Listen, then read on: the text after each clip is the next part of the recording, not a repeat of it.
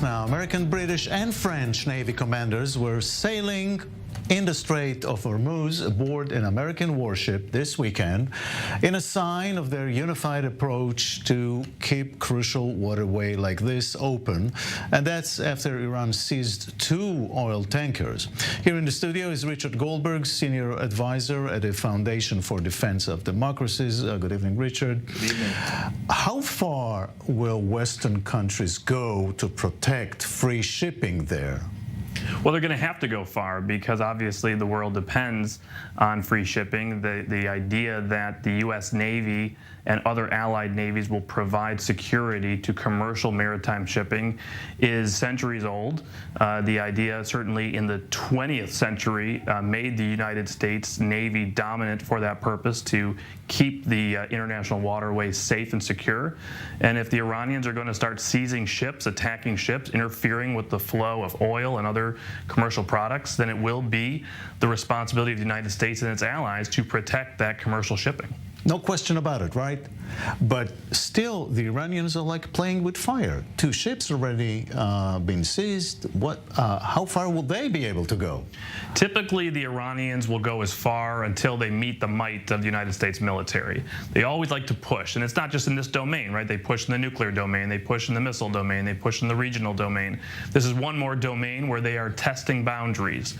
They obviously are also seeing something else. We have reports the United States has seized vessels potentially carrying Iranian oil based on U.S. sanctions and U.S. court orders. This might be retaliation for that. But in the end, if they retaliate, there must be a response that is forceful from the United States. It's great to see these photos and this symbolic action of sailing through the straits and saying we're united with France and Britain in protecting commercial shipping, but that's more a show of resolve, not a show of force. The Iranians respond to force. Is the American presence in the Gulf bold enough, strong enough to deliver this kind of message? Well, obviously we have our headquarters for the Navy's Central Command there in Bahrain. We have a lot of other assets in Saudi Arabia and the UAE, Horn of Africa, capable of deploying northward. So yes, we have a lot of resources there. The president, I think, is increasing our troop presence there, our naval presence there. We will need to work with our allies to get more naval vessels there as well.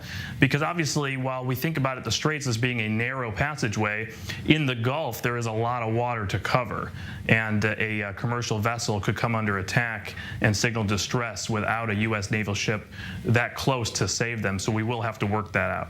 But the perception is that the United States has so quote-unquote left the Middle East, right? So how do you deter the Iranians in this kind of context?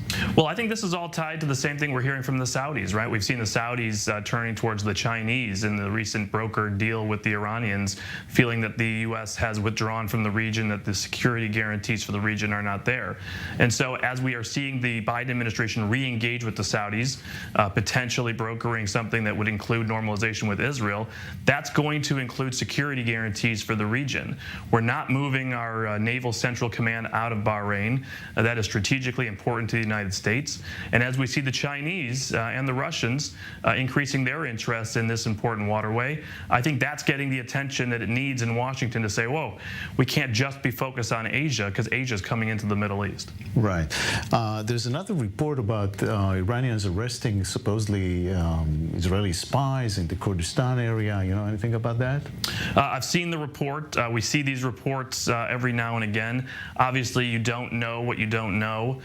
We know that there is reportedly some ties between the Kurds and Israel in the clandestine lanes, but we also know that the Iranians regularly use ties to Zionists, ties to Mossad as false accusations just to accuse people and pick them up and potentially put them to death for opposing the regime. So we won't know this. The people know. The people who run agents and assets know whether or not this is true or not.